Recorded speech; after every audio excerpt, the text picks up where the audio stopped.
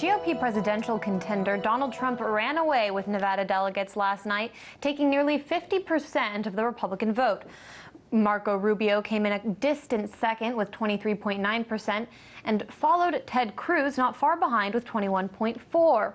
Those margins weren't the only drama to come out of the Silver State, with allegations of missing ballots, biased volunteers, and double voting rolling in after the vote.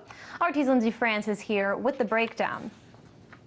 Well, 75,000 people turned out for the Nevada GOP caucus, demolishing 2012's 33,000 participants. So what do you get with that increase? Well, jam-packed caucus sites and reporters on Twitter offering up all the pain we need to feel through social media. Now, chaos was reported at Palo Verde High School. Lines were 50 yards deep, delays, running out of ballots, lots of confusion. Some people even turned away.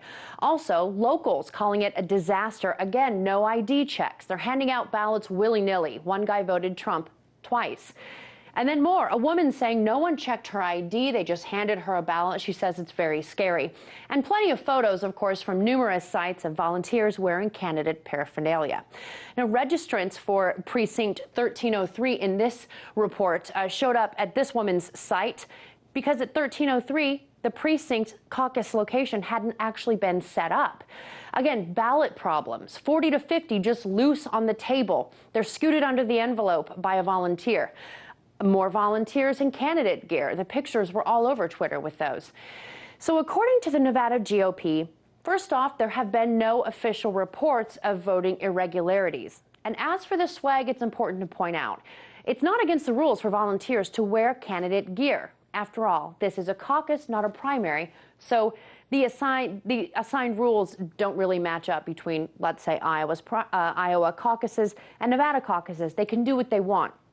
Now, the Republican National Committee spokesman Fred Brown did say that all the reports, the official reports, will be looked at, if there are any, and of course any word-of-mouth reports will be looked at as well. But as for the double voting, the paper sign-in sheets at the caucus locations will be compared to paper ballots to determine if any double voting occurred.